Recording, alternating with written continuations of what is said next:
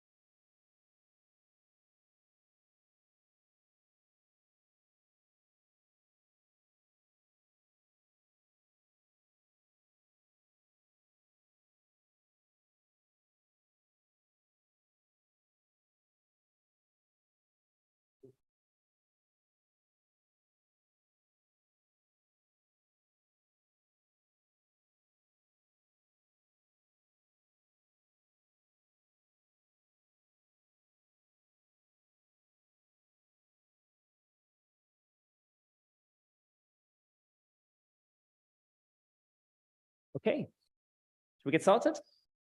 So thank you very much for joining us for what I think is ICLE's first ever conference in Brussels. It seems amazing that I've been at ICLE for so long and we have never done an event in Brussels. So I'm very glad you could all make it here. So today we've got 4 great panelists and a moderator to talk about the Commission's review of its both Article 102 guidance and future guidelines. Now, I remember when I started studying competition law, this was a little bit more than 10 years ago, which I guess means I've been doing this for a while now. The talk of the town was how European competition law was going to become more modern, more economic. This was just on the back of the guidance paper that's been amended now. And it seems like since then, things have changed a great deal. The Google search case started, and then all the other digital cases followed. And then there was the big defeat, Intel.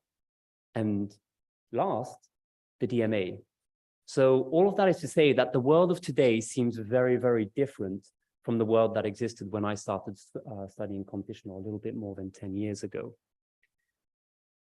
Hopefully, our 4 great panelists are going to have interesting things to say about these changes. And before I leave you, I just want to give my own guidelines or guidance to the panelists. And just as the Commission would say, this is not a statement of the law. Number 1, let's try and keep our answers short and respond to other people on the panel. Number 2, feel free to interrupt your co-panelists in a polite way, in a civil way, but interrupt them if you disagree so we can make the conversation a little bit more interactive. And last but not least, for people in the audience, my final enforcement priority is please raise your hand if you have any questions or any remarks. That will make the conversation more interesting. We'll also have audience Q&A at the end of the panel anyway. And with that, I leave it to Giovanna, our moderator for today.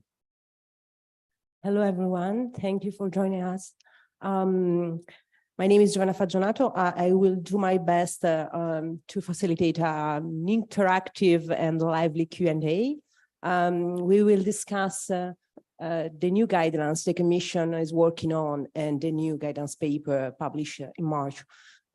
Over the next hour and a half, we will take the last 15 minutes, 20 minutes for the question by the audience. So please exactly raise your hands.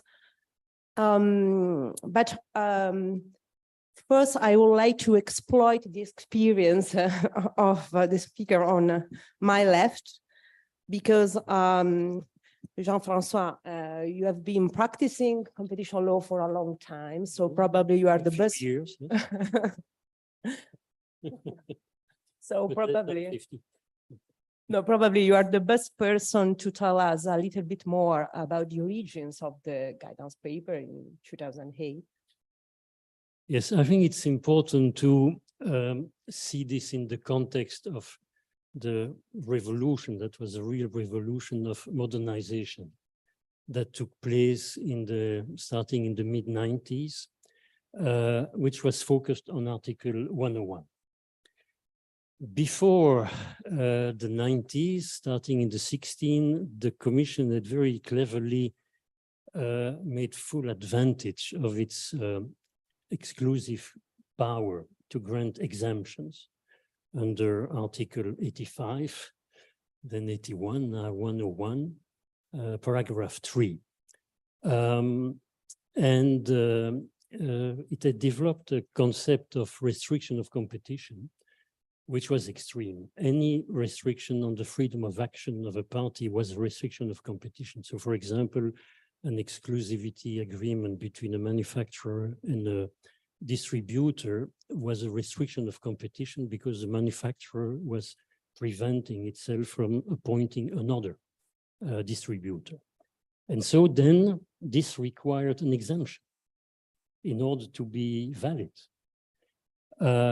And the Commission used this power to grant exemptions to exercise what Nicolas Petit, the law professor, I think correctly described as contractual engineering. So giving exemptions to companies provided that they delete clauses in their contracts that the Commission didn't like, for example, import on export ban in an exclusivity arrangement. And of course, all of this in the context of the creation of the common market. Of course, since the Commission could not exempt every single agreement, then it developed this typically European concept, the block exemption. We were the only ones in the world to do this. So with their list of white clauses, which were okay, black clauses, which were not, and some gray clauses, which were in a kind of limbo. And so we had a competition law under Article 101, which looked very much like a law of abusive contractual clauses with lists of clauses, which were fine or not fine, regardless of the market position of the parties. Of course, next to that, there was normal enforcement of cartels, etc. But for, let's say, reasoned, decent agreements, the approach was extremely formalistic. So when people use the expression form-based, it really refers to that time where there was this formalistic approach to restrictive agreements. So in the 90s, the Commission grew tired of this.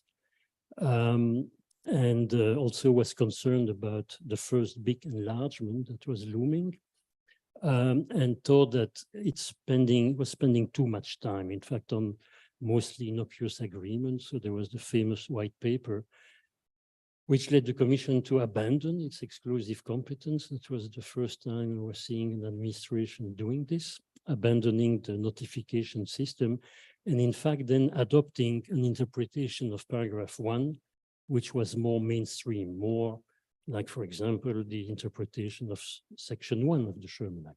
So looking at the effect of the practice, not just at the form of the clause. So this was implemented in 2004 in Regulation 1/2003, right on the day when we had 8 new member states joining on that date. So modernization started with Article 101.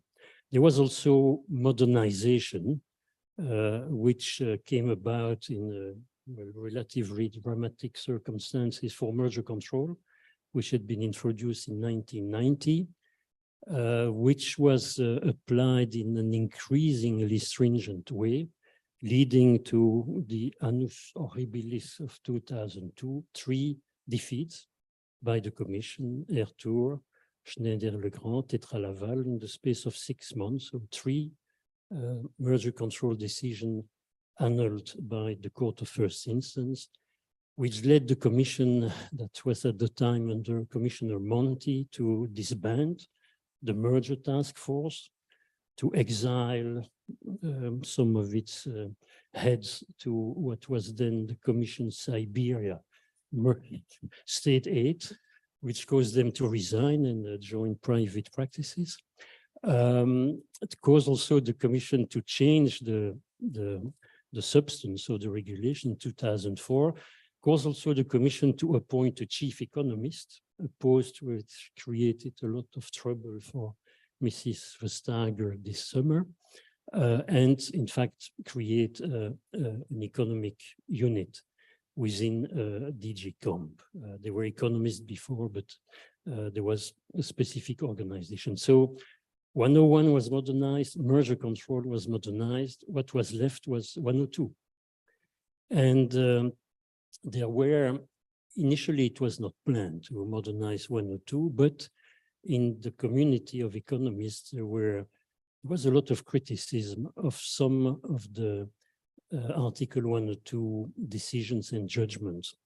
For example, the Michelin case, especially Michelin 2, which was criticized by economists because it was finding a scale of rebates. These were not fidelity rebates. These were what the Commission called fidelity-inducing rebates.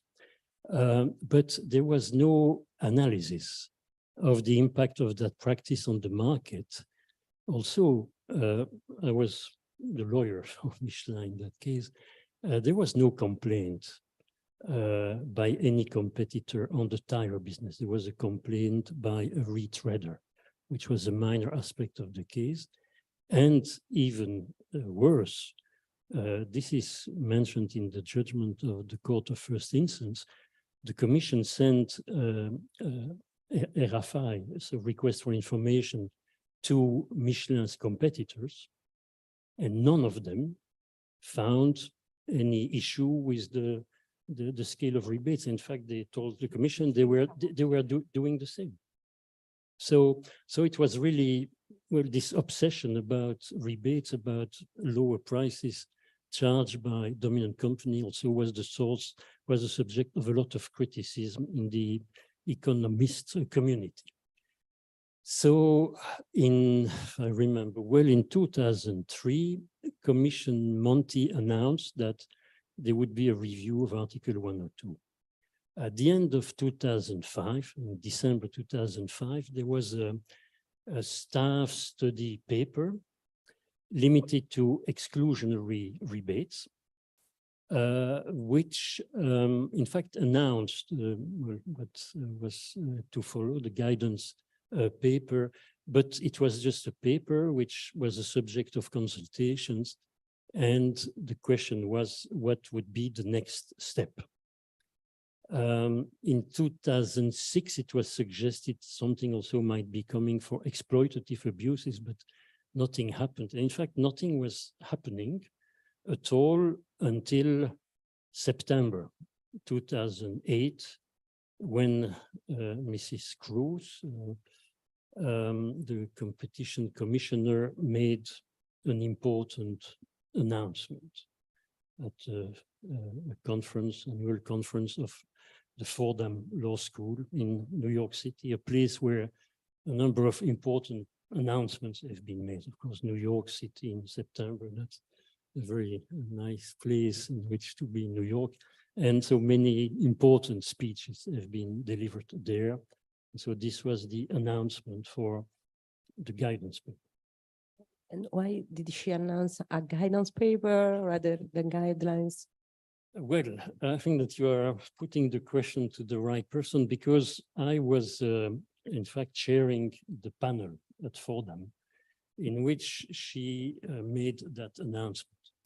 And we had been told that, well, this panel would have as its keynote speaker Mrs. Cruz, but the topic was kept secret until 1 week before the conference. And we were told is on abuse of dominance. I was also told that after her speech, I should, of course, thank her, etc., and then indicate that she had a very urgent appointment and she would leave immediately and take no questions. Okay, so I'm there and sitting at the table, and there is the lectern where Mrs. Cruz makes a speech. And then she goes back to the table and sits next to me on my left. And then I say, oh, well, very interesting speech. So the good news is that we are now going to have guidelines. At that point, really, she grabs my arm, squeezes it and says, no, not guidelines, guidance. I say, well, the good news is now that we are going to have guidance on Article 102.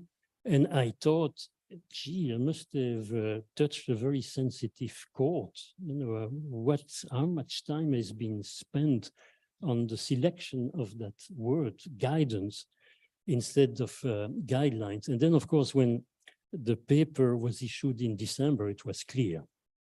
Guidelines are soft law, not binding on national authorities or courts, of course, but still very persuasive, but binding on the Commission. And the guidance paper was meant to be less than that. It was meant to be no law at all. The excuse is that it would only be used to determine whether a case was meeting the Commission's enforcement priorities, but it was not intended, as Dirk mentioned, to be a statement of the law, jokingly, I guess, a statement of the law. It was meant, in fact, not to count, and the purpose was to make economic analysis not judicially reviewable. And the fact that this was really the purpose is illustrated by the case that came out a few months later, Intel, the Intel decision, which is a very long decision, 400 pages, in which you have a middle part of 150 pages of economic analysis, including AC tests, which is referred to in the decision as not being part of the legal reasoning, being just there to show that the case is consistent with the Commission's priorities, enforcement priorities, but not meant to be analyzed legally and not meant to be judicially reviewed. And this worked at the court, at the general court level, which dismissed every single argument presented by Intel, including those related to the economic analysis in this middle section, which was like a bonus to the decision, where the court, and here I have to go into some technicality, a legal technicality, when a court reviews a part of a decision which, well, doesn't count, it can do that in French, à titre surabondant. In English, it's translated in a bit misleading way, for the sake of completeness. So which means that it doesn't count legally, but they do it for the sake of completeness. And so the general court did, for the sake of completeness, analysis of the economic section of the decision. But when they arrived at the AC tests, the calculations made by the Commission, at that point, the general court says, well, we don't even have to conduct for the sake of completeness analysis, because anyway, this is not part of the decision. So they stopped really at the edge of the abyss. I was told by people in the know that apparently there was a section on the AEC analysis in the draft judgment, but the judges found that it was so unconvincing that they decided it was better to delete it. And so that was the missing part of that judgment. So the case goes to the Court of Justice, a very encouraging opinion by Advocate General Val, but then the court, what a surprise.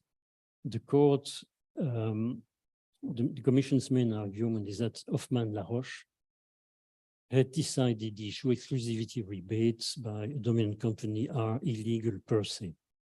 The court refers to that judgment, but then, and I've never seen a judgment like that, it says, but when the company presents evidence during the administrative procedure showing that there is no foreclosure, the Commission is required to engage. And this corresponded to what had happened in the Microsoft case, in the Intel case, sorry, in the Intel case. There had been a lot of interactions between Intel's economists and the Commission's economists. I mean, they played those games. The AC test was suggested by Mr. Shapiro on Intel's side, and the Commission's economists also played those AC games. And of course, they could play those games with a lot of confidence because they'd been told, I guess, that it would not count. It would not be judicially reviewable. But now at the highest level, the Court of Justice says, no, no, you have to engage and you have to address these arguments. And the court then, for me, paragraph 139 of the judgment is very important. It's a list of factors that must be considered. And it corresponds exactly to paragraph 20 of the guidance paper. And then, of course, this should have resulted in the Court of Justice annulling the decision, because the decision very clearly did not include any economic analysis. But the court decided that the annulment of the decision should be done by the General Court. And so the Court of Justice blamed the General Court for not having included the AEC arguments, Intel's AEC's objections, in its for the sake of completeness, à titre surabondant analysis, and annuls the General Court judgment and sends it back to the General Court, which annulled the Commission decision. What else could they do? They annulled it on the ground that it did not contain an economic analysis. Then, to be sure, since the court seemed to not to stop on that issue and also was interested in the substance, they found that there were major errors in the AEC test.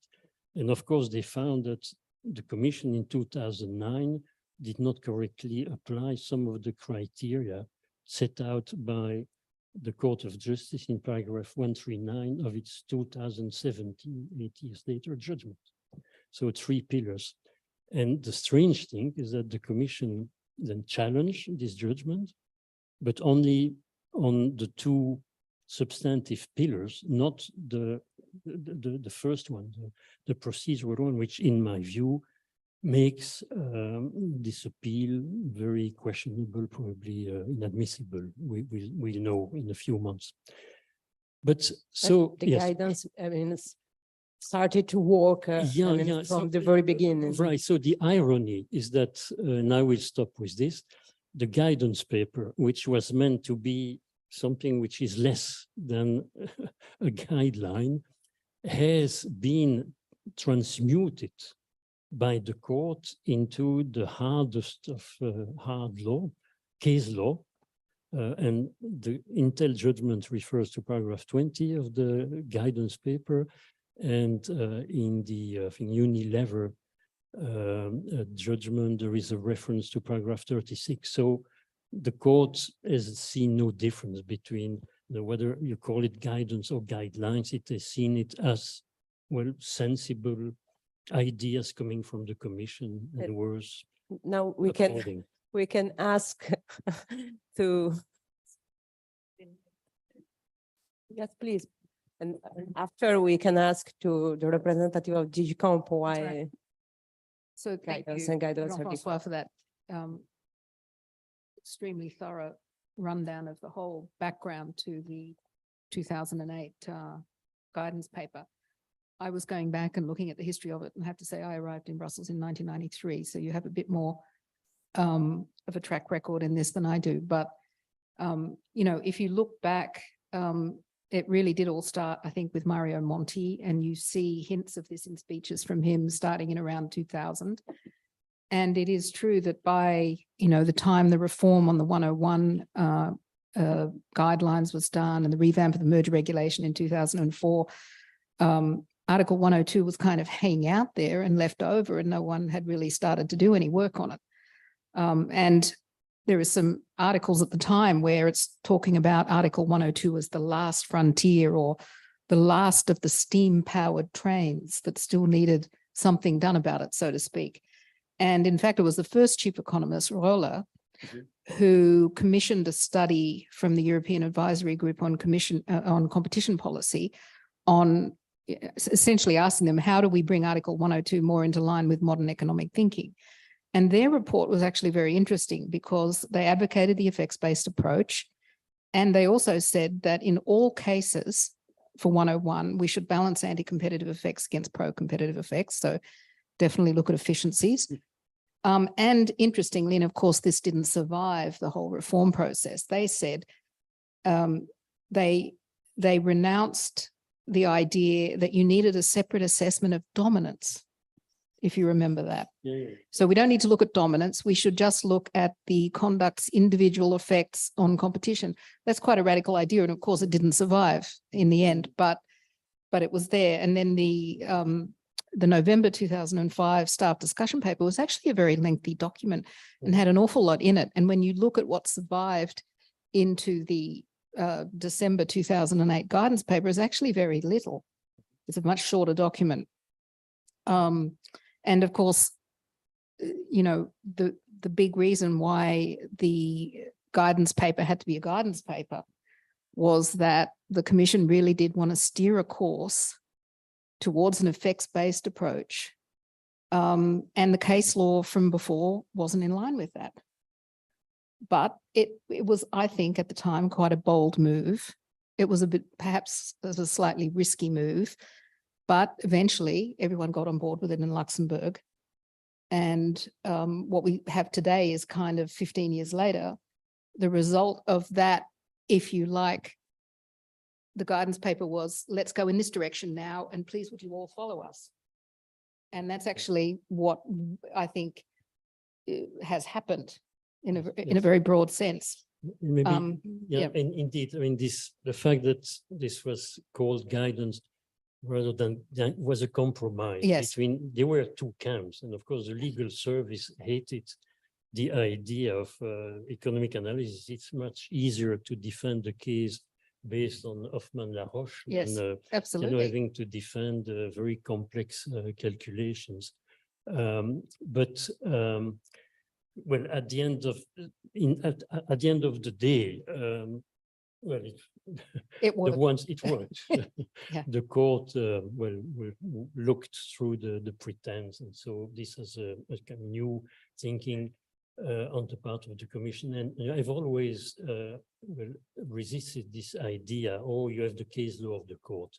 With this case law, it's the court upholding commission decisions. So it's really a mirror. In which that's right. Can see the reflection of its past. And actually, if you decisions. look at the case law of the court on 102 prior to that guidance paper, did the commission lose any of those cases? No. No, the last time they lost a case on substantive grounds was in 1979, the Hugin case. Yes. Which was one of my cases. And I had hoped that I would see, before I disappear from this world, a Court of Justice judgment, annulling, or General Court judgment, annulling an Article 102 decision. So I'm glad that I saw it in my life. I mean, the guidance paper was heavily criticized in some camps when it came out. There was some academic literature which seemed to suggest, when I had another look at it, that probably the commission wouldn't apply its own guidance paper because it would be easy to follow these court judgments because they actually had to do less work to get a good result. And of course, that turned out not to be the case. It was also criticized because it didn't include any safe harbors, as if to say it really should have been a block exemption. But it wasn't, for all the reasons we just talked about. And anyway, I think I can perhaps hand over the microphone to you. Did you? No, I think we can now we can go back to the future and go back to the present. And I mean, I would like to ask you, Johannes, if you can explain what are the main reasons the Commission is working on new guidelines and publish a new guidance paper. Yeah, of course. I mean, when you say the Commission, obviously I have to make this disclaimer. But I say here's my personal view, not necessarily the Commission. But I very much enjoyed the discussion and how things evolve deeper into adoption. But as you say, now it's a bit of a different time. And you're asking for the reasons. You're asking for the reasons. And I think one point that has led the Commission to reconsider the guidance paper and to work on guidelines is that the case law of the Court of Justice has also further developed. And since 2008, a number of judgments have been delivered by the Court of Justice. They're also referred to in this policy brief. It's 27 decisions by the Commission and 32 judgments by the courts. I think that's significant. And that, and especially the case law of the court and also the decisional practice by the Commission on the basis of those judgments has further evolved. And there has been experience gained, and that showed that the guidance paper was a little bit out of sync with the court judgments and what the court has said on certain practices. And just to touch base on a number of areas that also show the background to the targeted changes that were made in March this year. You have the case law on margin squeeze, Telia Sonera, Slovak Telecom, predation, selective price cutting, post-Denmark, rebates. You mentioned Intel, but there's also post-Denmark too. Then more recently, Unilever, Google Android, and Qualcomm. These are general court decisions. Self-preferencing as something that has been also picked up by the court, the general court in Google Shopping, and then also tying new case law to some extent in Google Android. So these are developments that you cannot ignore. And when the guidance paper is out there and you realize that it's out of sync, then also for the purpose of transparency and good administration, I think it's a wise decision to change these parts. At the same time, there are more, you can only make certain changes and amendments, and at some point you also have to take stock of the whole case law, and that's more for the guidelines.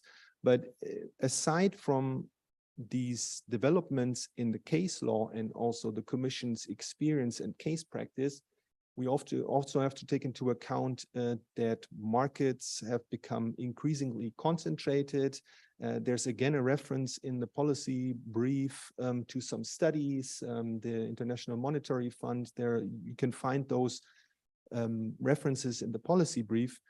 And that also needs to be taken into account. And especially with digital markets, I think since 2008, so much has happened. And when it comes to digital markets, we see some specificities and characteristics of digital markets that need to be taken into account. Network effects, the risk of tipping, and all of this shows that under enforcement has to some extent become more costly, and it might also be even more likely. And therefore, it's important to take stock of what the case law has said, take into account developments in the markets, and then go ahead with guidelines that the Commission is currently working on, while making targeted changes to the guidance paper that is by now out of sync with the case law of the Court of Justice. Can I ask, just not to preempt the moderator, but what are we supposed to take from the specific suggested edits to the guidance paper? Based on what you said, you, I think, would expect considerably more editing than there is. You call it targeted, but it's really just very minor. And I think you listed all of the cases and topics that are, subsequently relevant. I don't think most of them are mentioned in the edits. So I'm just curious then, I guess, what is the expectation supposed to be that the guidelines will be considerably more robust in terms of providing real guidance as to how the court will implement all of these all of these decisions? Because I don't think correct me, maybe others disagree, but I don't think you could say that the proposed edits to the guidance paper are doing any of that. No, I think it's a fair point that these are targeted and you consider them small changes to the guidance paper.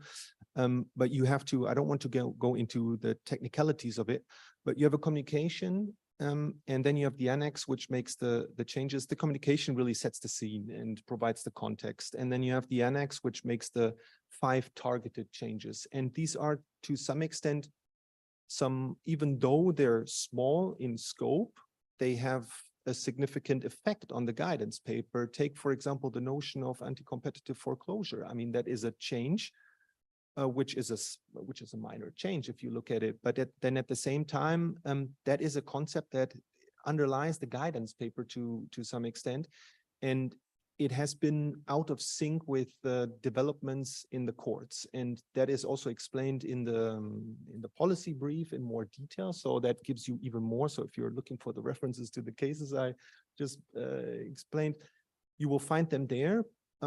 But it's really the notion, for example, that it's enough to show the capability to produce anti-competitive effects, that you need to look at also other competitive parameters, not only price. And I think that comes out very clearly from the case law.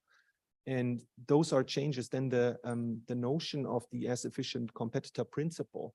I mean, that is something that the case law has developed, and also more fundamentally on principles. And then you have some tiny changes. I agree, where it's really a clarification, for example, that you don't have to show indispensability in margin squeeze, and margin squeeze is a new type of abuse, and that was just clearly out of sync with the Court of Justice So, judgments. is it correct to say that these amendments are a sort of sense of urgency response? Because, you felt that you were not updated with the realities of the market, and I would say not urgent, but very targeted to make the main changes. I mean, obviously, there's more to take from all these judgments, 32 judgments, 27 commission decisions. There's much more to it. Also, commission experiences that's behind these decisions. So that obviously now invites the commission to take full stock of it.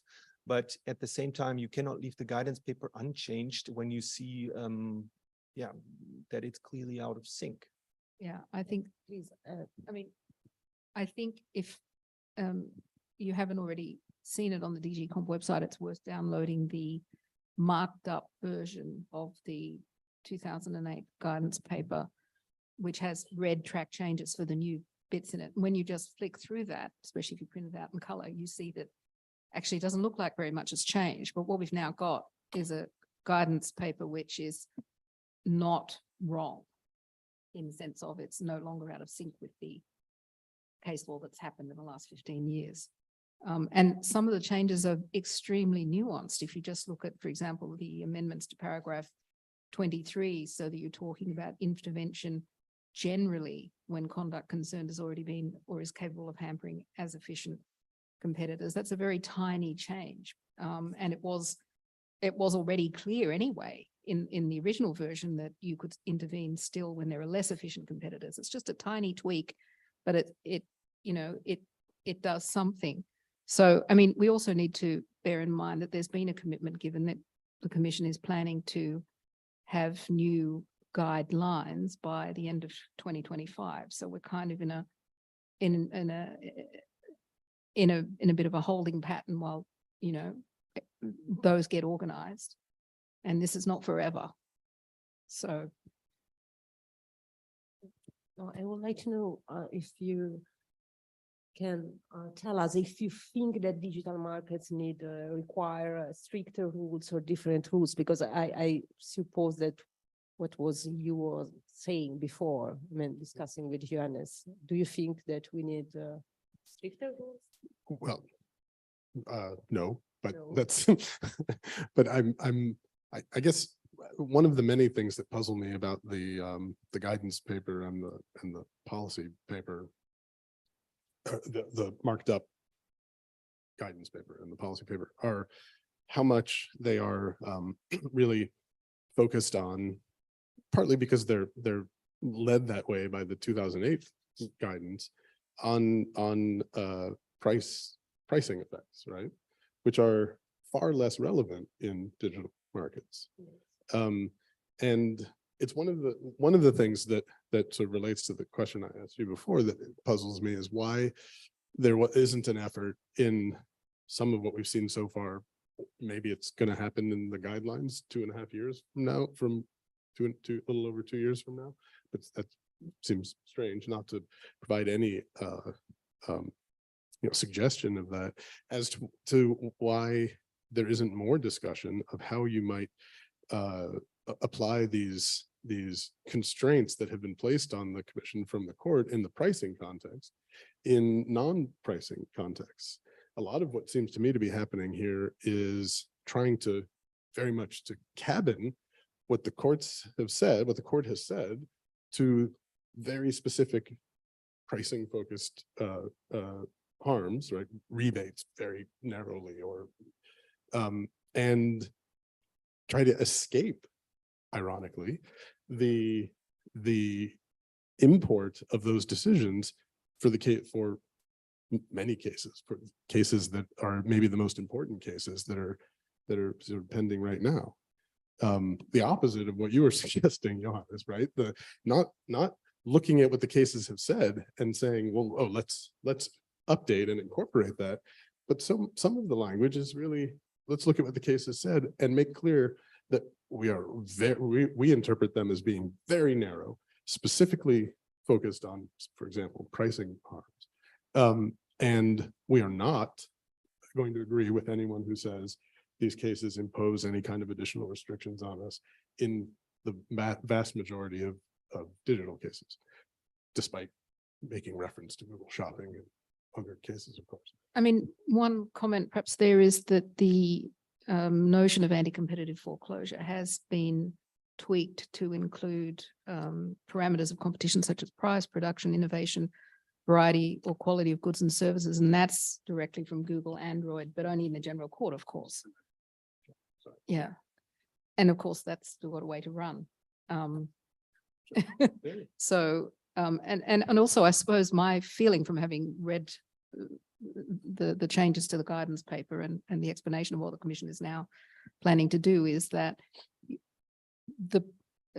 Johannes, correct me if I'm wrong, but the point of what was done in March to the existing guidance paper was really just to correct what was wrong within the structure of the existing guidance paper rather than embark on a whole very detailed discussion, and that's going to come later in the guidelines. So you might have wanted to see more now, but we're going to have to wait.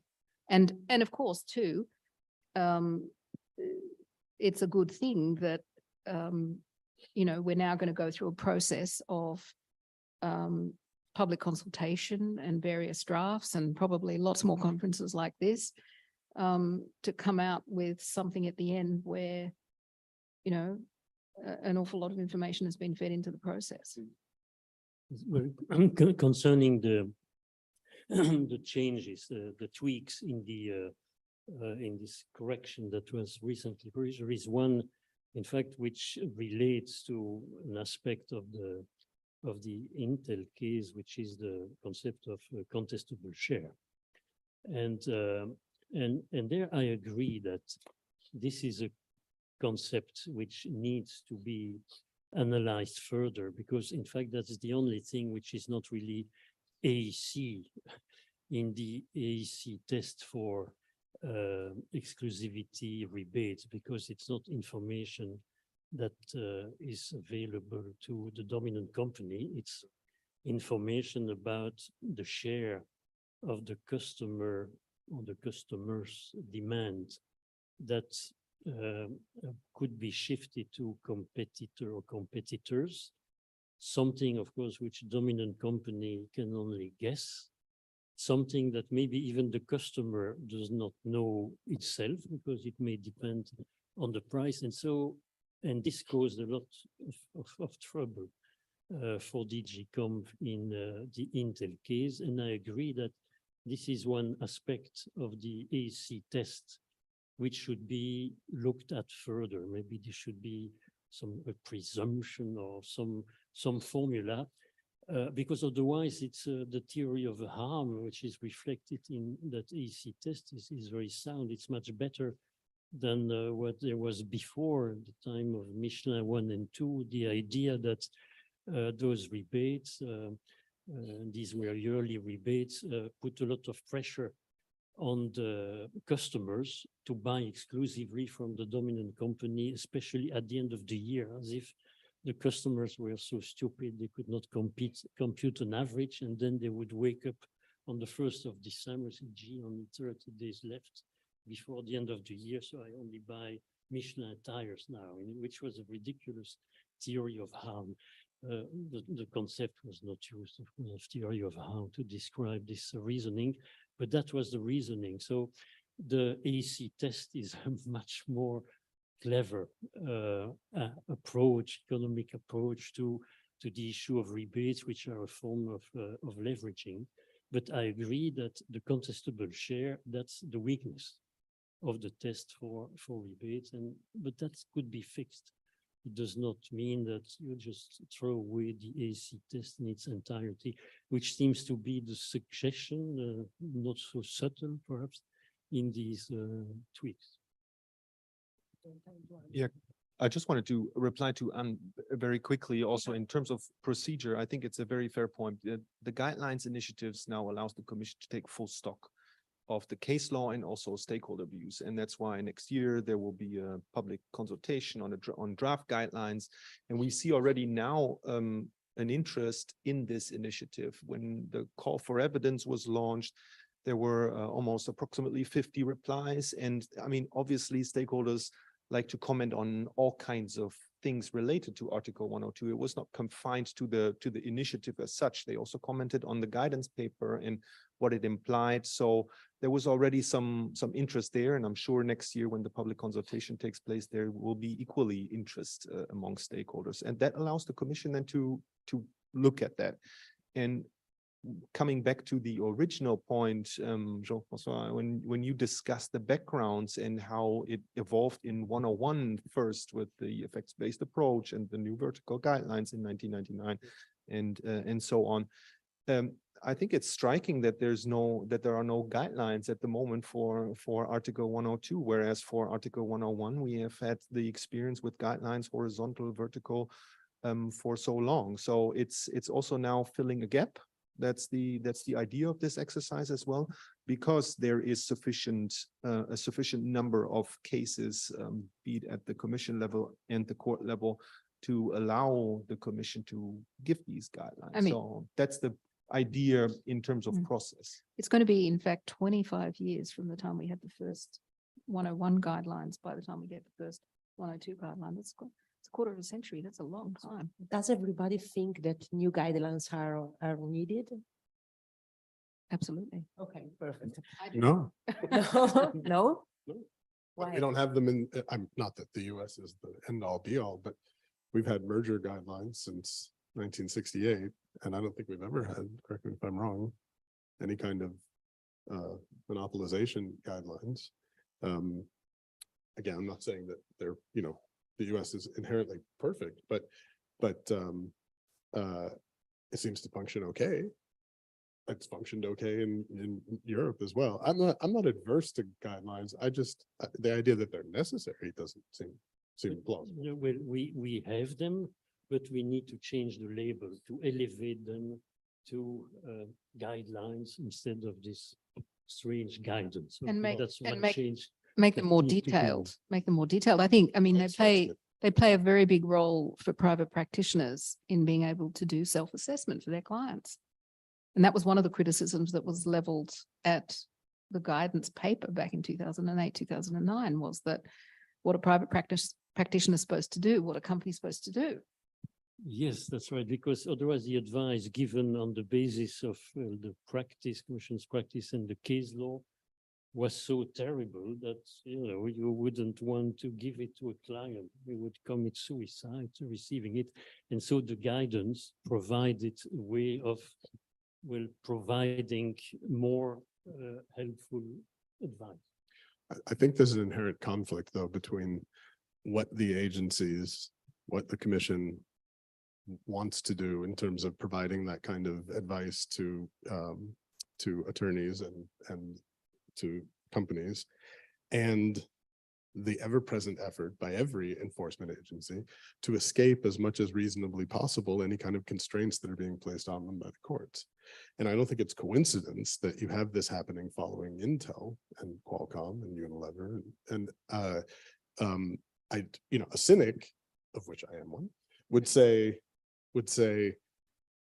I mean, really the underlying impetus here is all of a sudden the court is smacking us down and sometimes relying on our own words to do it. We better change our own words to stop that from happening. You don't say that out loud. Out loud, you say, we're trying to provide guidance for everyone. And I totally admit it's a cynical perspective. I'm not saying it's the totality of it, but. I can ask a bit. I guess it's for the panel side. Isn't there a contradiction if the goal of the guidance is to help practitioners give advice to their clients about what they should and shouldn't do? I put myself in the shoes of, say, Google and Google search case, or you can name up a case. Like, I don't know what the guidance paper, in what way it would have helped Google make the self-assessment. And so I guess it goes to Jeff's point, shouldn't there be then a section, if that really is the goal, shouldn't there be a section on digital marketing that's happening there? I think that's similar to the question I asked, and the answer, as I understand it, was well, guidelines in 2025 may well do that, right? I mean, at least we don't know that they wouldn't. What we do know is that the amendments to the guidance paper don't accomplish that. But I think Johannes was saying that that wasn't their intention. That was, this was some targeted changes. Maybe you would even say not all of them inherently aimed at providing additional clarity. And perhaps that will come in with guidelines. But you're right, Dirk, that there's very little here that is providing more guidance to practitioners. Can we have a short answer, I mean, from each panelist about the amendments of the guidance paper? The commission got the amendments right? Yes, no, why? No. No, I think that they were not really necessary. The only change, as I said, which would be really to elevate this guidance to guidelines. But I'm a bit concerned about what might be coming in the new version of the guidelines. And it's true, as Geoffrey mentioned, last year looked a bit like 2002. Which was terrible for merger control last year. There were 3 cases where the commission lost on rebates. Intel, Qualcomm, and that was a minor aspect of Google Android, but it was again a finding of illegal exclusive rebates that was annulled. So I am concerned that maybe the new guidelines will be designed in such a way as to deal with those defeats. Now, concerning the role of guidelines, in our system, I think they are very useful because we have a system where you have the commission at the top, and then you have the member states. And it's very important also for the commission, for DGCOM, to know what kind of rules it is supposed to apply, and even more important also for the member states to make sure that the law, the EU law that they apply is consistent throughout the EU. And it's also important for national courts, of course, in applying EU treaty provisions. And about the amendments? I mean, I think we have to look upon the amendments to the guidance paper as a very limited exercise. And there have been some amendments so that the case law that's happened in the last 15 years is reflected where it has overridden what was originally in the guidelines. And it's a limited exercise, and something bigger is coming. I think the biggest problem I have, subject to what we've been saying, maybe we shouldn't read too much into the amendments we've seen so far, but the policy paper does this too. I think there's a real either lost opportunity, or again, as a cynic, it's what's intended, to leave open way too much, to maintain so much uncertainty around the effects-based question and the question of whether I wrote down all of the different words, right? Identification of likely consumer harm, allowing a dominant firm to benefit at the expense of consumers, liable to lead to a weakening of competition. That's the language from Google Shopping. So what the policy paper says ultimately is that the wording that appears to be the most suitable to capture such standard is that of potential effects. And what I think is most significant here, and there were some edits, right, that was one of the things that was edited in the or amended in the guidance paper that we've had so far. But what seems particularly interesting to me is that the implication of the discussion, especially in the policy paper, is we need to provide some clarification that we mean something more than pure speculation. And we mean something less than absolute certainty, especially in particular, considering potential competitors, potential entrants, whatever. As if anything in between is all the same. that as long as you're not falling prey to one of those two extremes, they're all just synonyms. They all mean the same thing in between. I think that's clearly incorrect. I mean, in a really substantial way. I agree with the notion that we should clarify those boundaries, right? But I worry, even if there's guidelines to come later, that the language that's sort of and the way it's being interpreted now is that we've done enough to try to explain what is meant by an effects-based analysis, including kind of neutralizing is not the right word, but providing a very loose interpretation of Intel and Qualcomm. I don't think that's, in that regard, I don't think it's helpful at all.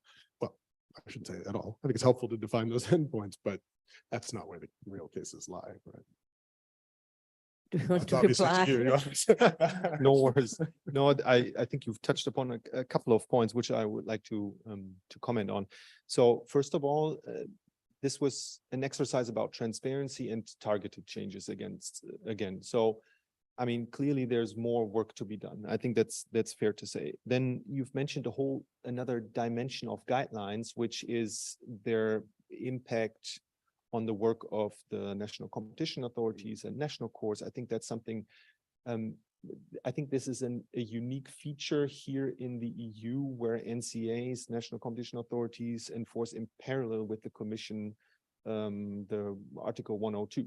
So that is meant to give guidance also to them and to provide a framework of enforcement of Article 102. Then the other dimension is to give guidance to companies to self-assess. And there I agree there is maybe some degree of uncertainty inherent in guidelines, but that also comes from the fact that they are built on the case law, and the case law also uses sometimes different terminology. So I think the value of the guidelines is really something that allows the Commission to take stock and systematize the case law. For example, to clarify that, for example, we're talking about potential effects. So the notion of capability to produce anti-competitive effects is essentially like analyzing potential effects. So it's a way to give more guidance and to take stock of what the court has said in the past. And then I find it a bit to say now the Commission has never lost a case and now the Commission has lost all the cases. I think that there's a bit, you talk about gray area in between. I think that's also true for that statement. And obviously for guidelines, there's always a risk. I mean, I've also worked on the vertical guidelines before. There's always a risk that the court comes and says and interprets something a little bit differently. And that is true for the guidelines, but that allows then the Commission to further develop and take, I mean, this idea of guidelines is not a one-time exercise. I think it's in who knows, in 25 years, we'll discuss how the guidelines might need an update because the court cases and the judgments have further developed. And another point is something like self-preferencing also is an abuse that was not really provided for in the guidelines as something set out very specific. But I mean, there needs to be also, ultimately, we're enforcing Article 102. There needs to be a possibility to tackle new types of abuses that do not fit so neatly in these categories that we've seen before, but that also ultimately apply to an abuse, especially when the court tells us that's the case. Just a quick question for everyone, and I don't mean to put you on the spot, you know this, but what's the pressing demand for a sort of self-preferencing analysis when you have the DMA that makes it an outright offense? You could answer in part, right? There could be self-preferencing outside of the context of what the DMA is relevant to, but I mean, those examples would have to be very few and far between. That's where they've all come up. I mean, it's not to say that you shouldn't say something, shouldn't clarify where needed, but are we to expect a huge amount of enforcement in that area from the Commission under 102 when you have the DMA?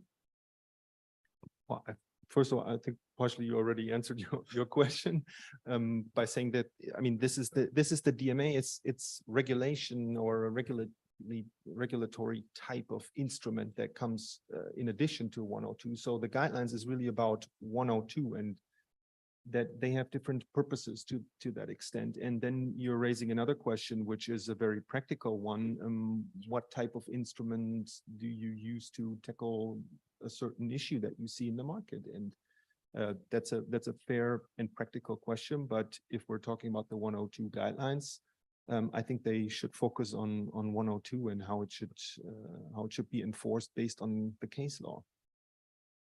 I think it was interesting.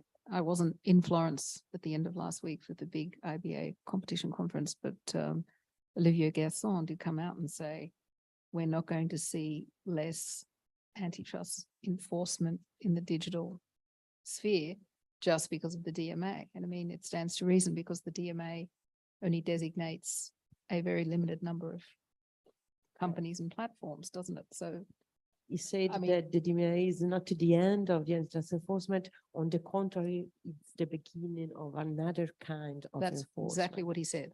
I think you even wrote the Politico story that I read Yes. about it. Yeah. So, yeah. But if you want, I mean, another question is how, I mean, what are the implications of the Digital Markets Act on the future guidelines? We can anticipate this topic. Yeah, as I said, I think the 102 guidelines are really about Article 102, and the DMA is a different instrument. So it's really for the DMA then to fully kick in. And the Article 102 guidelines, obviously there's an overlap. And I'm sure that stakeholders will mention this next year when the public consultation takes place.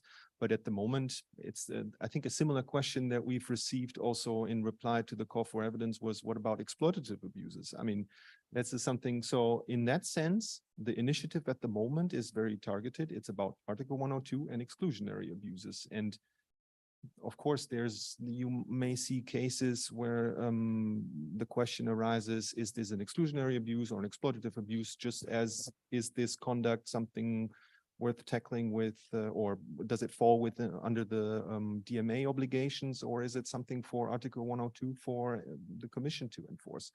I think there are so many overlaps, and you need to clarify to some extent the relationship with other regulations and areas, but the focus is Article 102 and exclusionary abuses, because there we have the case law. I've mentioned the number of judgments that really provides a good basis for taking stock of writing these guidelines. So first issue cases, what cases do you think are going to influence more the new guidelines, or should influence more the guidelines? It's not only for you discussing, I mean, also for the other panelists, but yeah, we can name some cases in particular. Well, if your question is which ones are going to influence it and which ones are not going to influence it, to come back to the point about exploitative versus, to come back to the point about exploitative versus exclusionary, we've headed down this track of exclusionary. But when I was first taught about Article then 86, then 82, now 102, I was taught that the abuses fell into two categories: exploitative and exclusionary. And so I suppose, I mean, a question that we can discuss is what happened to the excessive pricing cases. And they haven't totally gone away, in the sense that we are seeing a little bit of enforcement in that area from some national competition authorities.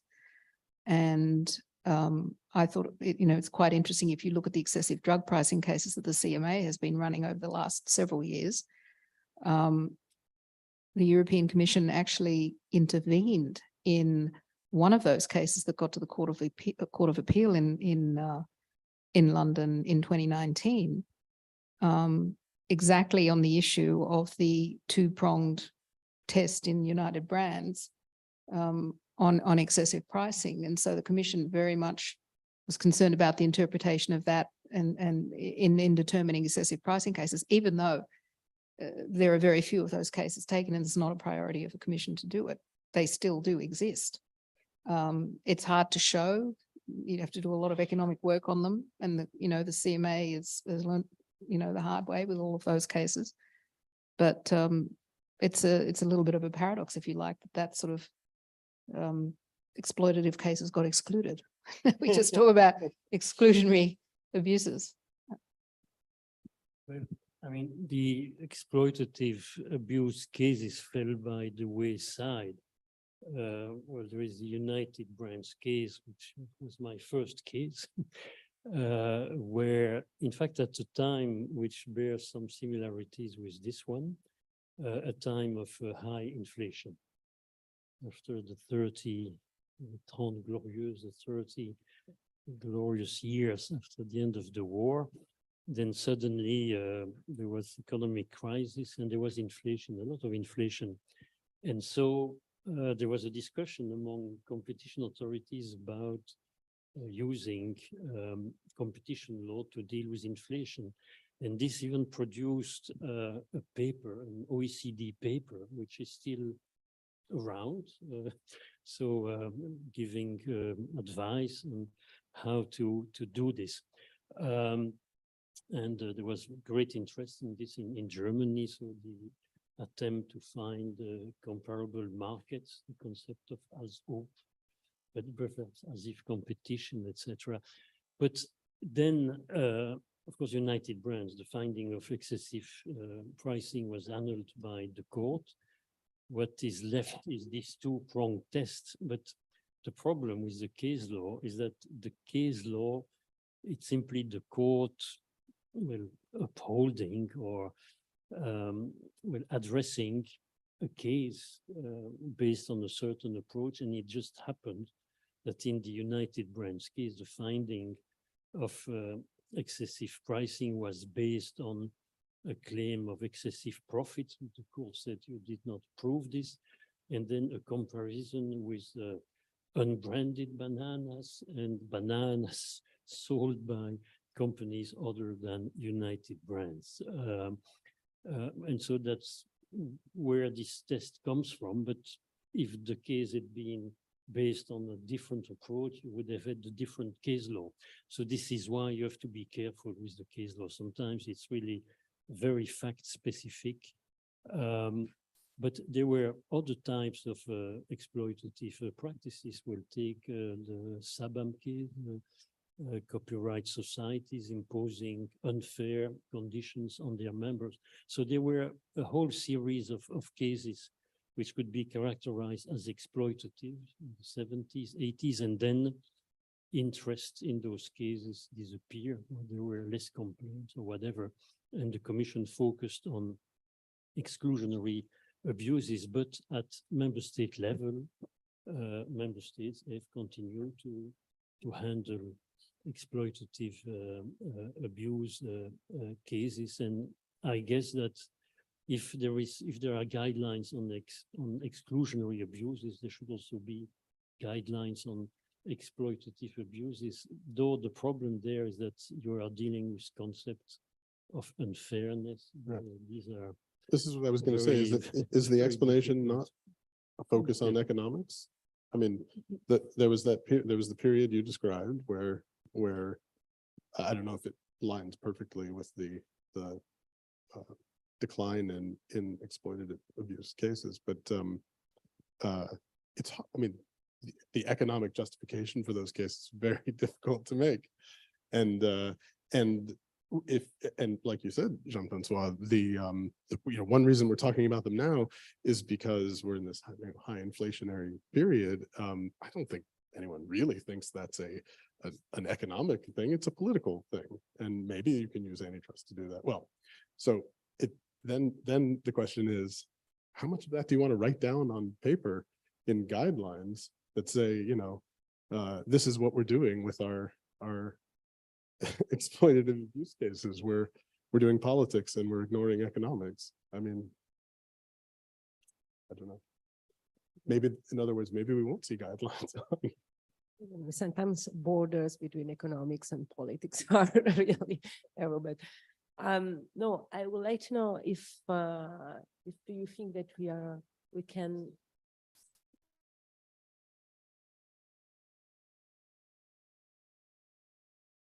And if you look at the United States, the debate is really, no, I don't say hold, but is ongoing. So I ask you to answer and also the other panelists. Yeah, it's a very good point. And it's mentioned in the communication that sets the scene for the targeted amendments. And you can find traces also in the case law that there are obviously that antitrust enforcement can contribute to consumer welfare, but that it can also contribute to other objectives. But that the goal still is consumer welfare, but there are other goals such as plurality in democratic societies. And there's a reference to the Google Android judgment, not mistaken, in the communication. So I think this is how it fits together. I don't think it's the same as for the discussion about is this not an effects-based approach anymore? I think the answer is already given. This is an effects-based approach, and that's thanks also to the guidance paper steering the discussion that has ultimately led the court to pick up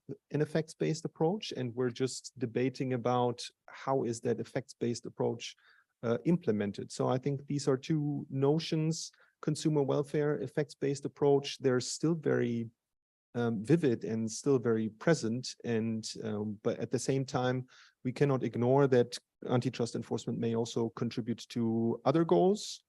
And we also need to have a more dynamic view of things when we apply the effects-based approach, and that it's not only about price and cost analysis.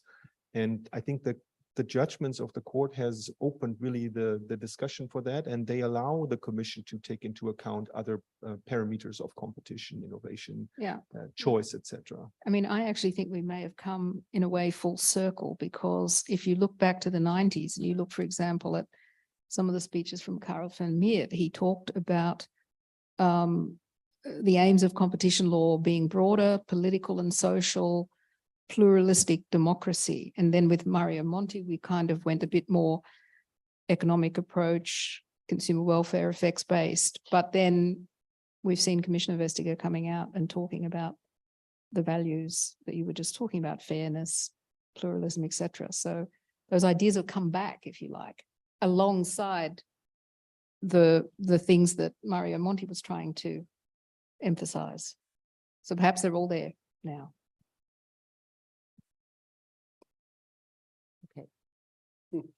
I took the answer as a yes. So, okay. And do the guidelines are going to have an impact on the national levels? I mean, we are seeing changes, many changes at the national level. I'm thinking about the German new competition law that I think is really advanced.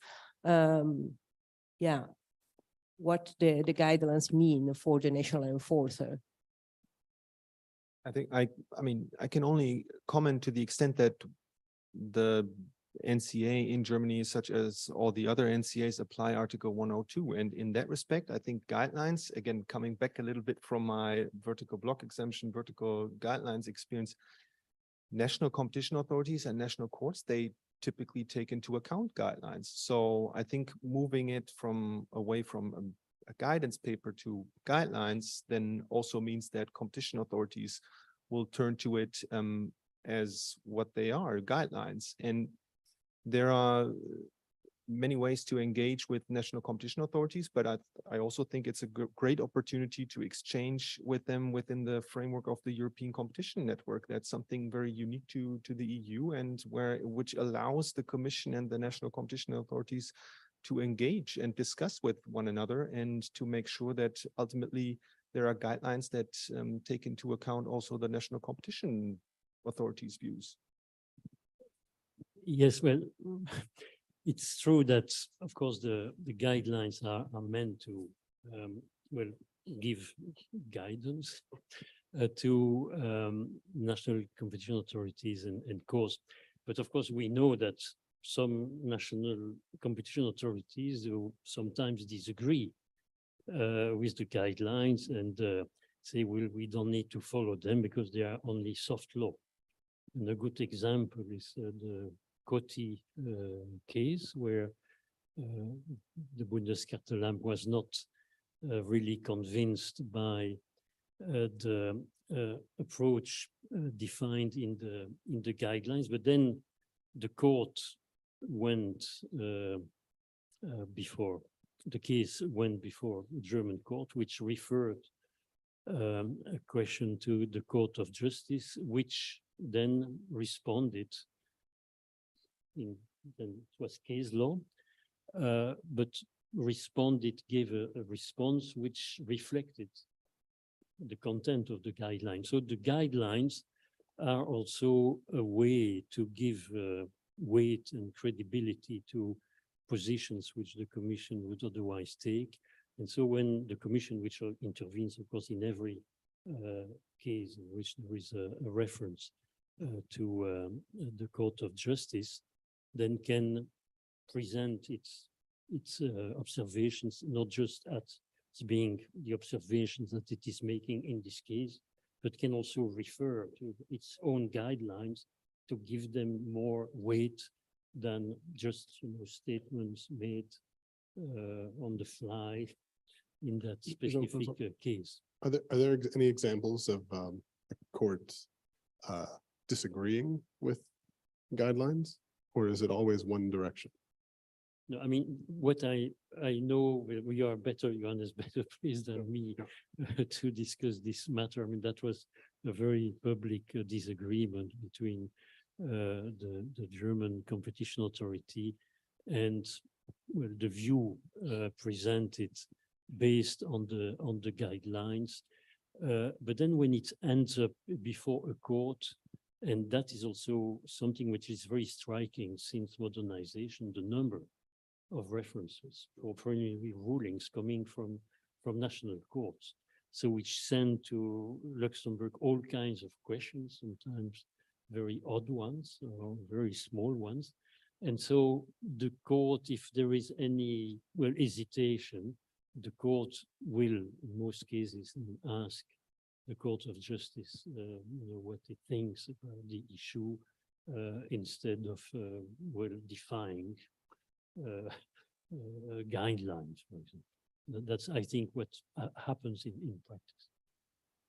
So, I mean, in response to your question, then I guess I have some concern about the extent to which there's not so much a dialogue, sort of two entities trying to interpret law that needs interpretation, as opposed to the Commission taking the opportunity, recognizing that guidance even, but guidelines certainly have taken on a kind of force of law that's the way the courts have approached them. It becomes an opportunity to,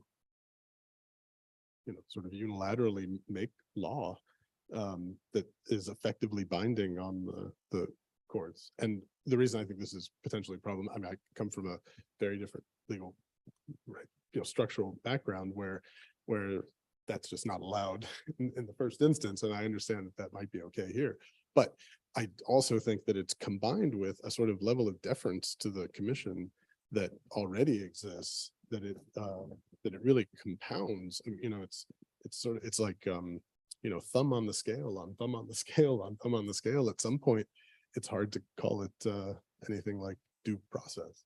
I'm being a little bit hyperbolic, but that's a question, right?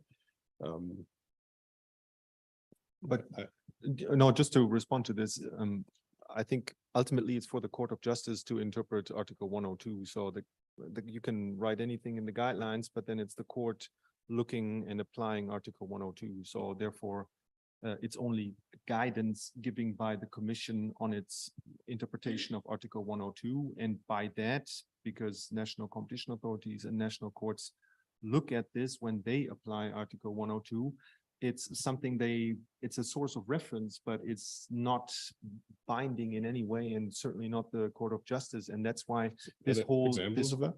where, this whole- where there are guidelines, where the Court of Justice has pointed to the guidelines or answered a question that is answered in the guidelines differently than the guidelines that exist, or pointed to them and say they're wrong? It's difficult to speak about 102 because there are no I don't- guidelines. With but 101, in I don't mean 101, that, yeah. I you mean, can, of course, you can identify certain tensions between what the court then ultimately says, and then this is part of the exercise. For example, the horizontal guidelines and the vertical guidelines in the area of Article 101, they're up for review when the related block exemption regulations expire. And one purpose of this exercise is also to update. So Jean-François mentioned, for example, the Coty judgment that needed to be reflected in the new updated vertical guidelines, certainly. And there it's an update in light of the Court of Justice's judgments. And I foresee the same.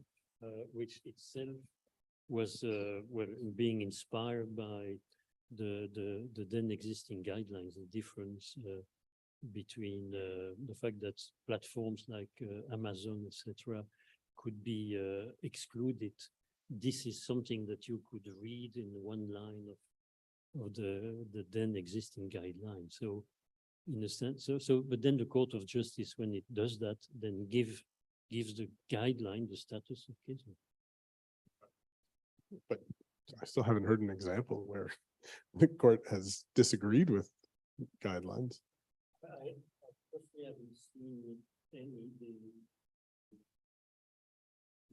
I could evaluate this. Yeah, we've seen a case where the Court of Justice would have said something which is clearly inconsistent with one of the horizontal or vertical guidelines. You see some tension, but it's not like I also cannot recall at this moment a case where the Court of Justice would have said that paragraph in the vertical guidelines are not in line with Article 101. I don't think there has been something like this, but obviously the court interprets Article 101, turns to the guidelines and interprets Article 101 on its own initiative or on its own motion. So I think the hierarchy of norms is clear, and I think the Commission knows that very well. And there's always, as I mentioned, there's always the risk. It's inherent in guidelines that the Court of Justice will say something different. And lawyers, obviously, when the new judgments are out, they also like to comment on judgments and identify certain tensions and argue that the vertical guidelines or other guidelines are not in line with Article 101, Article 102. As interpreted by the court. So that's also always out there. We risk to miss the first and the last question. That is, can we expect an evolution or a revolution for the European competition law? So I would like a quick answer from everybody. Well, the revolution took place in 2008, but, reluctantly, and what we are seeing is an evolution in that revolution. I agree with that. And I actually would add that the 2008 guidance paper was actually a pretty bold thing for the Commission to do. And they probably took a chance hoping that everyone would come along with them. And they did, which gives us now just an evolution going forward. Can I say none of the above? I worry that You it's can, you can. a devolution, I suppose. I think you have to look at the amendments to the current guidance paper as evolution. Right? I mean, they're very targeted, they're very narrow. That's an evolution. But especially given what we've talked about today, I am concerned that the effort is to escape some new heightened scrutiny coming from the courts. And in that sense, that's not a revolution. It's not an evolution. It's sort of potentially a return to before the revolution of 2008. Yes. So, but we'll have to see. I mean, in one sense, it's a little, we're in the dark here, right? We're talking about guidelines that aren't going to be issued for more than 2 years. And I mean, only Johannes knows what they're gonna say. The rest of us don't. So in fact, we are concerned about the possible counter. Yes. That's better. Counter revolutions. I also wanted to make the discussion more interesting by saying, you say neither evolution nor evolution. I'd say, can I say both? Because evolution is, I mean, it's based on the case law. I think the case law will set the boundaries for this whole exercise. It's to some extent, it's a codification systematization exercise. So in that sense, it's an evolution. And it's also an evolution because it's the effects-based approach is now enshrined by the courts. So it's here to stay, and it's a matter of how you implement it. And it's a revolution because there will be guidelines for the first time. So I think that's a big initiative that stakeholders have also taken note of, and that will make the discussion over the next 2 years a very interesting discussion. Thank you. Are there any questions? Oh, please.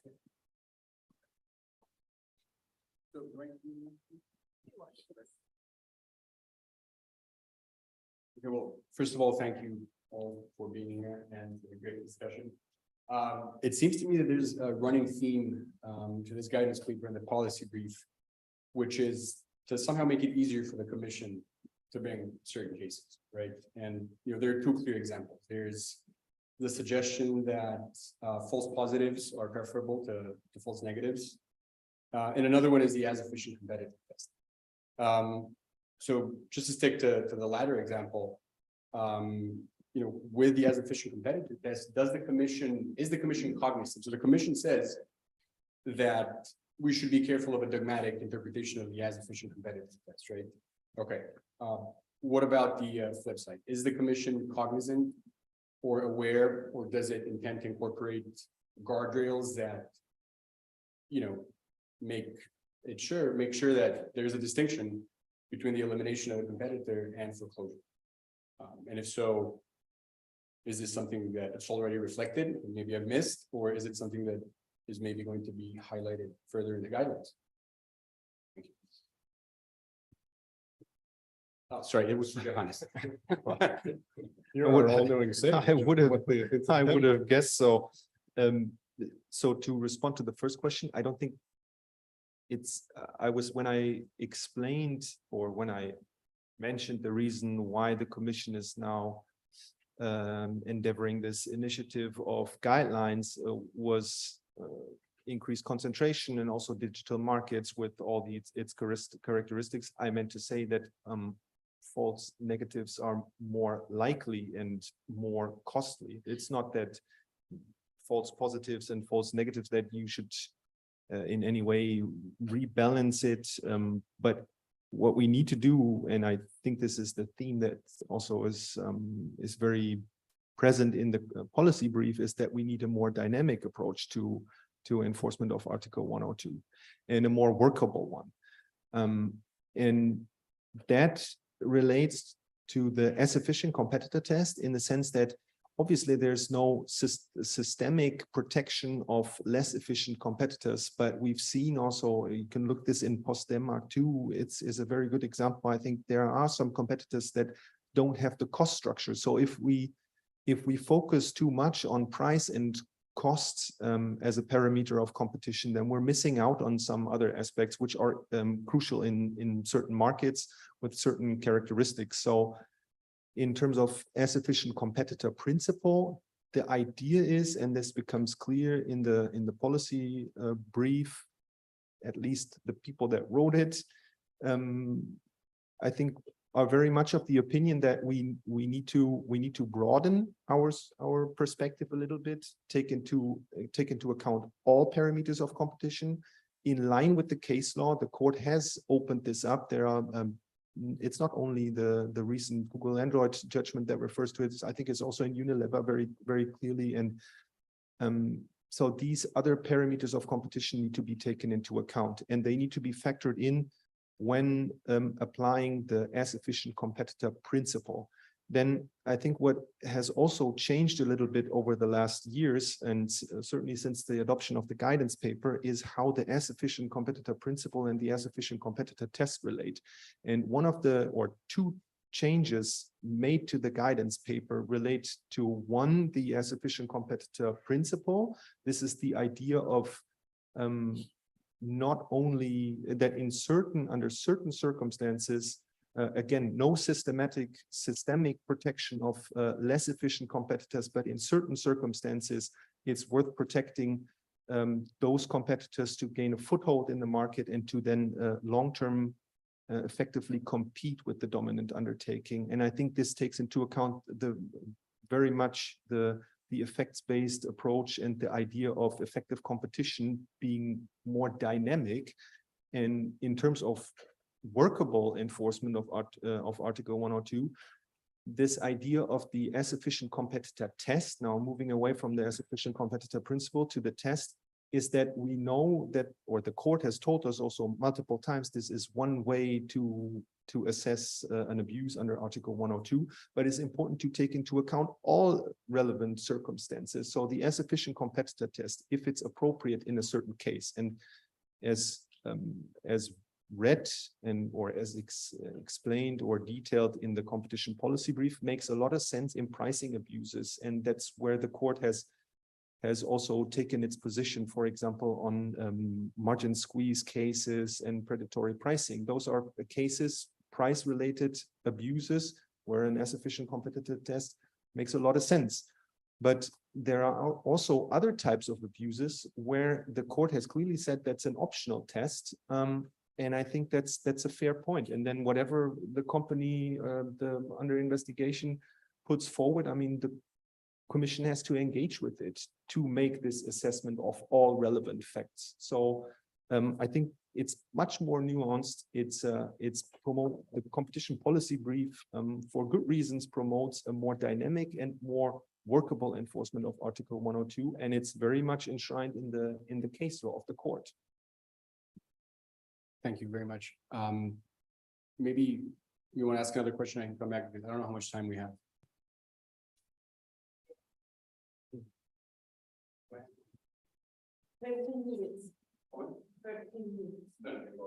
Yeah. Sorry, concerning the AAC test, I mean, I agree, this is a test for, there must be a pricing component. I think there was the example given, was it in Unilever, that if there is an exclusivity provision, but then there is a payment that is made, which is in fact a kind of rebate, then you can apply the AC test to that. But if there is no pricing component in the abuse, the AC test as such, I mean, makes no sense. I don't see how you can apply it. On that, I think that's obvious. Now, there is the concept that the competitor should be as efficient, but I think that this concept was developed in connection with the AAC test, which is just a procedural test. In fact, you use the cost and of the dominant company.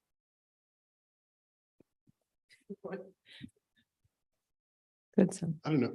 It's. I guess I've said this a little bit, but I think this highlights it.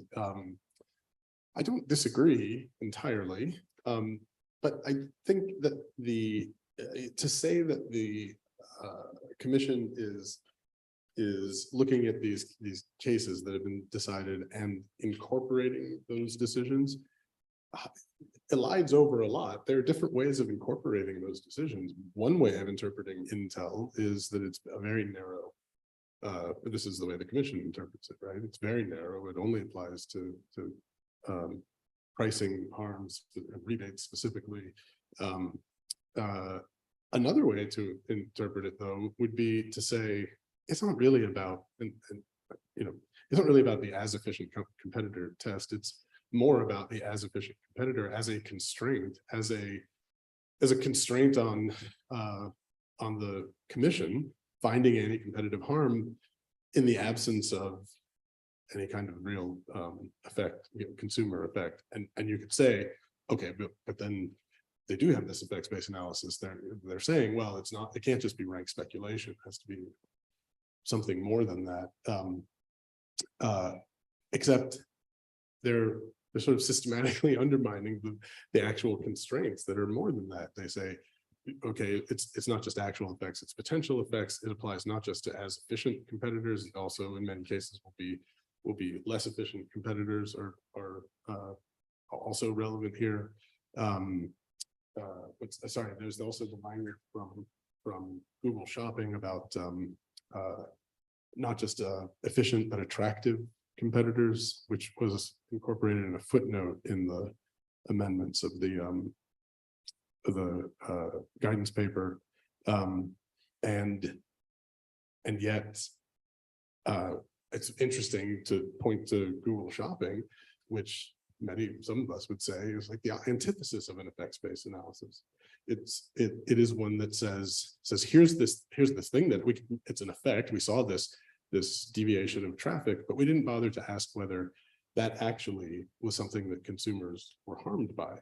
We just assumed that.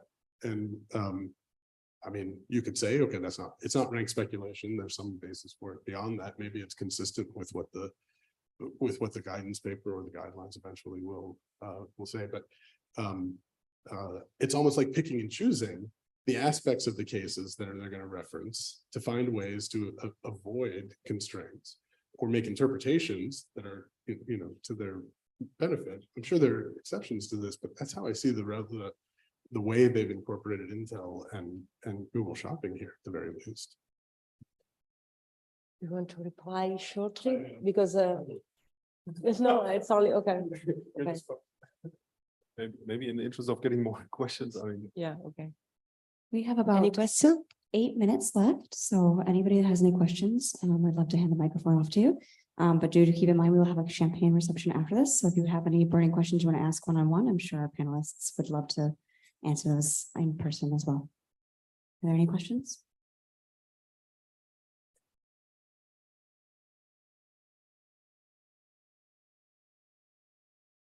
So maybe just one brief question on the as efficient competitor test. And I guess this is what Jeff was suggesting. I think everyone around the panel today said effects analysis is important.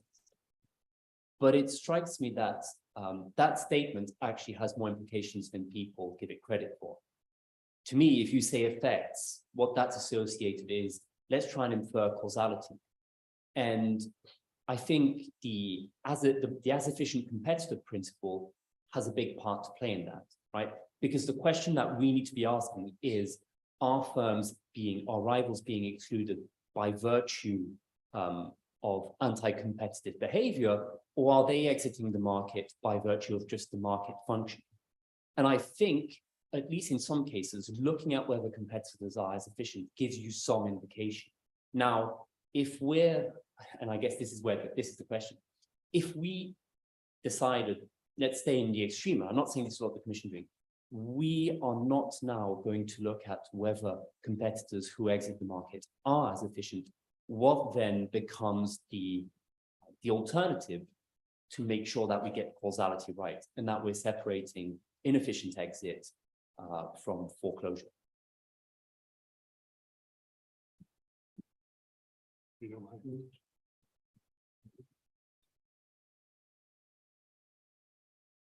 Well, in the Intel judgment, one paragraph, which I think is very important, even though it's placed in the discussion of, what happened in the case, which is a pricing case, which is paragraph 139, which indicates the factors, one of which is market coverage, for example. The General Court Intel judgment said there is no de minimis for under Article 182, post Denmark 2 also said that. And I think that the Court of Justice made it clear that market coverage is important. You must make sure that the abusive practice covers such a share of the market that there is a possibility of foreclosure. If it is just a small share of the market, we should not worry about that.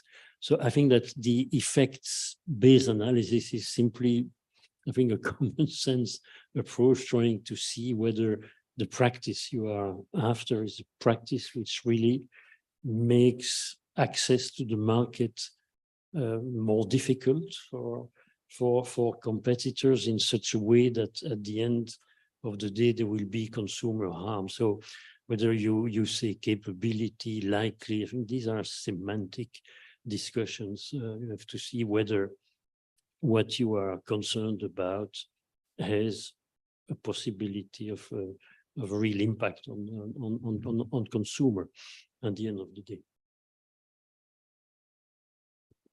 Doesn't almost anything have the potential for an impact? That's what worries me about this undifferentiated space between rank speculation and absolute certainty. And then you combine it with language like competitive structure or less efficient competitors are also relevant. I mean, it starts to all point in one direction rather than being as you're describing it as sort of practical, pragmatic. Yeah, it's ambiguous, but then there is a good example of a situation where there could not be any foreclosure, Qualcomm, because there was no competitor. But that's the edge case, right? Yeah. I mean, but the commission nevertheless found an abuse. fair enough, right? Yeah. Right. No, that's important. I agree. Then, and I think we can all be delighted that the court said something about it. But then and maybe we'll see that the ECJ will do something different. But then you have Google Shopping where I think you've entered this really gray area and not imposed that kind of, and then this is not the commission, this is the court, not imposing, well, it's also the commission, not imposing that kind of a constraint that you'd like to see, sort of eliding over that, right? Maybe to the causation point, you're just inferring causation where it's not clear that you have any basis for doing so.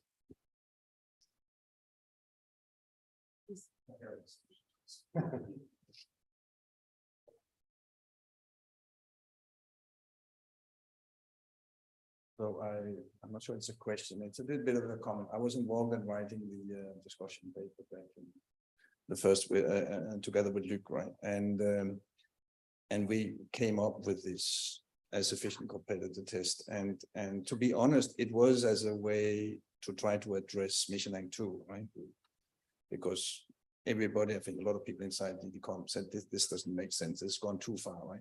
But that was what we had in mind. I think we did not have Intel rebates in mind, right? And if you read carefully the guidance paper, the whole section about retroactive rebates, it's about Michelin type rebates, right? This is basically what, in my view, if you read it carefully, that is what it's about. And then in my view, we took a wrong track with Intel, right? And I think people should think a little bit what it is about they're saying when they talk about this, if the as efficient competitor test is the thing. If you don't do that, then you are not doing proper competition policy.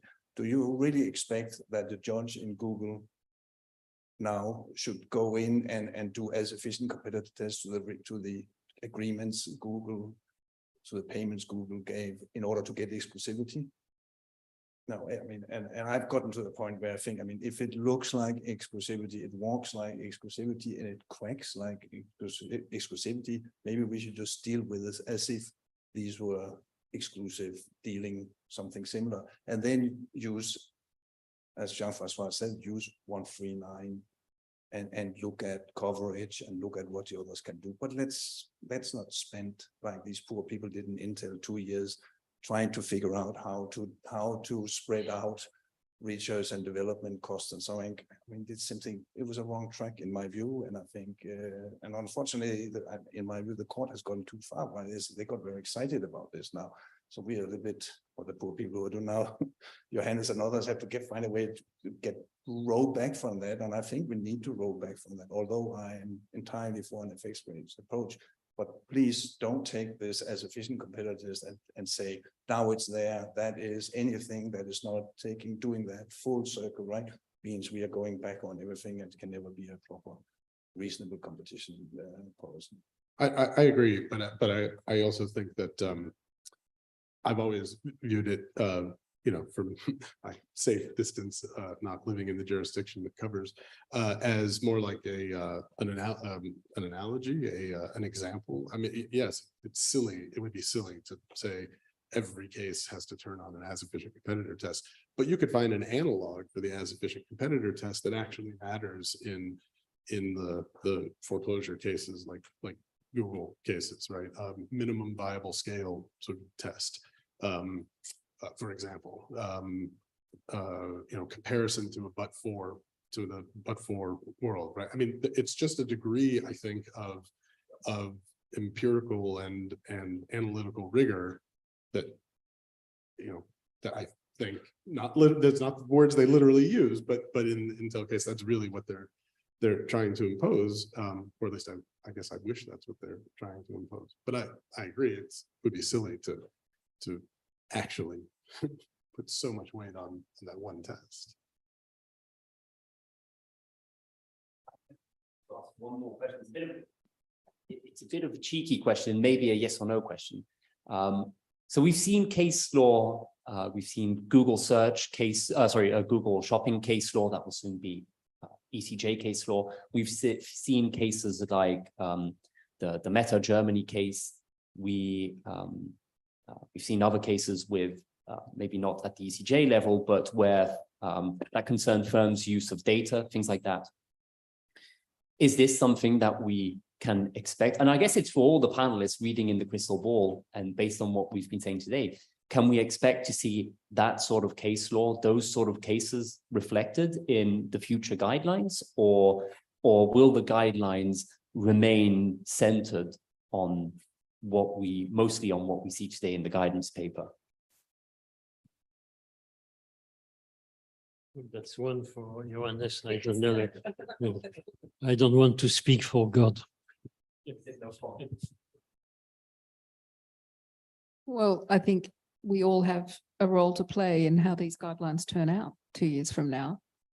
And so, there's going to be an awful lot of input. And I would think that they're going to move the ball forward.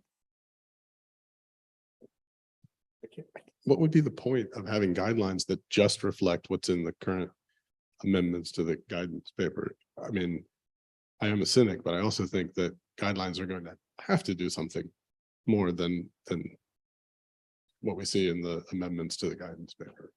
Otherwise, it's just such a lost opportunity, right? I shouldn't say that, because they could actually do something worse, but just to build on this, I think what's reflected in the revised or amended guidance paper, I mean, that ultimately also has to be in the guidelines to the extent that it just reflects case law. So that's clear. And then there are other judgments. And again, there are different types of notions that play a role in the Court of Justice case law. And that gives the opportunity now to take stock and build on these principles. There's more to it than these 5 targeted amendments. That was so blatantly out of sync. So there's more to it, and it's something that needs to be reflected in the guidelines. The draft to be seen next year.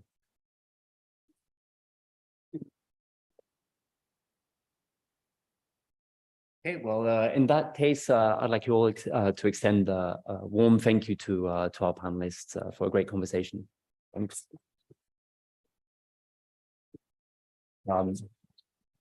And there are drinks waiting for us.